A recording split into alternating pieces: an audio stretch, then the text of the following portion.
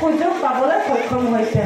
আৰু এয়া হৈছে সেইটো হ'ল মাইনাম চিৰাম আঁচনি যোৱা নিৰ্বাচনৰ সময়ত আমি কৈছিলোঁ যে আমাৰ চৰকাৰ যদি আহে তেতিয়াহ'লে আমি মহিলাসকলক আত্মসহায়ক গোটৰ যিমানখিনি পাৰোঁ আমাৰ সহায়ক হোৱাকৈ চৰকাৰৰ তৰফৰ পৰা চেক প্ৰদান কৰা হ'ব আৰু কিছু টকা প্ৰদান কৰিব জ্ঞান চিৰাম আঁচনিকে জড়িত বনাই যাম ছাত্ৰ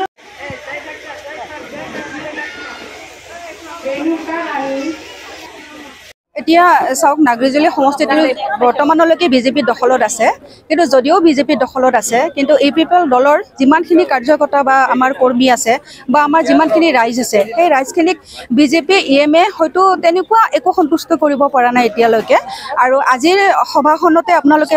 প্ৰমাণ পাইছে যে আমাৰ দলত ৰাইজ কিমান সন্তুষ্ট হৈছে আৰু আমাৰ যিমানখিনি উন্নয়নমূলক কাম হৈছে বিজেপিতকৈ হয়তো অধিক আমি আমাৰ ইয়াত ইউপিপিএলৰ এমচিএলএ নাই বা ইএম নাই বিজেপি ইএম আছে তথাপিও আমাৰ ৰাইজ ওলাই আহিছে এইটো কাৰণতে যে আমাৰ ইউপিপিএল দলে আমাৰ ৰাইজৰ যিমানখিনি কাম কৰিবলগীয়া আছে সম্পূৰ্ণভাৱে কৰিব 80% কাম কৰিব পাৰিছে আৰু সেইটোৰ কাৰণে আজি ৰাইজ যথেষ্ট আমাৰ দলৰ প্ৰতি আকৃষ্ট হৈছে আজি 100তকৈ অধিক মহিলা ইয়াত যোগদান কৰিছে হয় আনুষ্ঠানিকভাৱে যোগদান কৰা হৈছে এইবাৰ আমি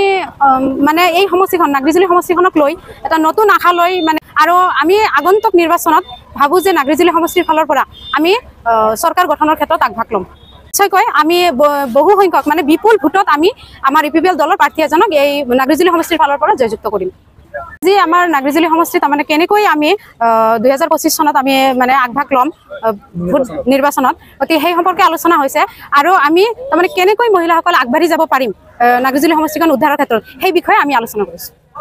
লৈ সোমাব পাৰিম বা ৰাইজক আমি কেনেকৈ সজাগ কৰিব পাৰিম আমাৰ ইউপিপিএল দলৰ প্ৰতি কেনেকৈ আকৃষ্ট কৰিব পাৰিম সেই বিষয় লৈ আমি আলোচনা কৰিছোঁ